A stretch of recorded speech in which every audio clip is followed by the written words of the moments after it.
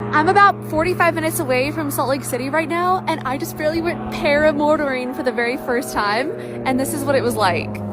Yep, that's me, and I bet you're wondering how I got myself into this situation. Okay, so if you don't know what paramotoring is, it's basically like a go-kart mixed with a paraglide. The day started off with me having plans to go photograph the sunset, and then my friend Scott asked if I wanted to go paramotoring instead, so I was like, yeah, sure, fuck it, YOLO, let's do it. I have free will, you know? First, I wore literal ski clothes because it can get so cold when you're high up in the air. Okay, I'm strapped in. We're ready to go. Once I was strapped in and ready for takeoff, I was terrified because it all happened so fast. I didn't really think about what I was signing myself up for. Once we were up in the air, it was so cool, and I kept looking down at the ground, realizing how high up we were. I kept thinking that the motor was gonna die and that my ferrets were gonna lose their mom today, especially when we were turning, because I didn't realize that that was on purpose at first. But in reality, if the motor goes out, you just glide to the ground like a paraglider. I didn't ask that question beforehand though, so I found that out after. I thought that my friend was exaggerating about the weather, but it was cold as hell, so I'm so glad that I wore this outfit, even though I look like a total dork. Anyway, this is by the Great Salt Lake, so we went over different ponds, saw mountains, and even saw a running coyote. Once we landed and the adrenaline came down is when I realized that I did in fact survive. All in all, it was such a cool experience, and I would totally do it again. If you're in Salt Lake area and want to do something like this, read the caption for more details.